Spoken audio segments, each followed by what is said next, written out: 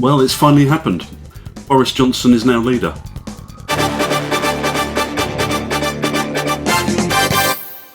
He finds himself walking in the historic footsteps of his greatest hero. In May 1940, Winston Churchill became Prime Minister. A little over 79 years later, Boris Johnson walks into number 10 in a time of similar national crisis. But the threat's very different. In 1940, Europe had been overrun and Britain stood alone, independent but vulnerable. In 2019, Europe has again been overrun, but so has the United Kingdom. In 1940, many wanted to capitulate, to sue for peace, to spare us the horrors ahead. In 2019, many once again want to surrender our independence without a fight, and we're told today there are similarly horrors ahead. But is this true? In 1940, our grandparents and great-grandparents faced the stark possibility of death. Today, the fears of our people are not of becoming mangled corpses to protect the sovereignty and independence that we voted to restore 3 years ago. Today, some are afraid they may be a little poorer. Many of them are rich, but some of them are not. Perhaps it's their minds, not their bodies, that have been mangled. Perhaps they've lost sight of that thing that people who came to live in our islands have fought for 1,000 years. The simple right to fairly and democratically govern ourselves. There is no reason on earth why a substantial global island nation such as the United Kingdom should be poorer from having control over its own international trade, its finances, its economy, its lawmaking, and its democratic processes. What we have ahead are merely bumps in the road as we make the transitions. There'll be some short-term losers and some great opportunities in the short term for others. We will all, as a nation, be better off in the times ahead.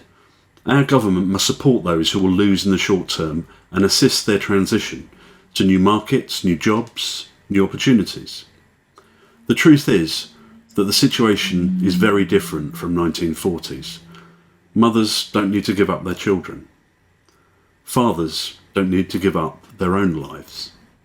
We just need to support our government in delivering what we voted for and what we have for generations gone, valued beyond life itself. The biggest threat today comes not from the other side of the English Channel. It's this side of it. It's those who want to destabilise our country, who want to fight against us here at home in our streets, villages, towns and cities.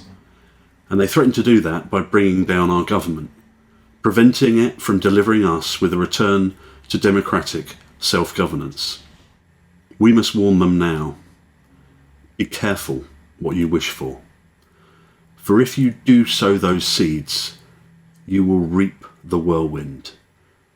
Because we will fight again, no matter how ugly it gets. We Leavers don't want to go back. We don't dream of Spitfires and death. We just look back and learn.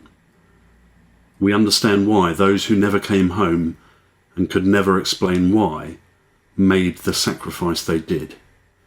Now you may criticise me for summoning the image of the old man himself to make this case, but what better example is there of what is at stake today? They said of Churchill, "Cometh the hour, cometh the man."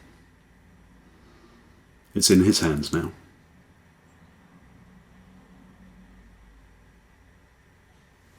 To see our future videos, follow us on Twitter or Facebook, but be sure to select See First, or the chances are you may not see the videos in your newsfeed.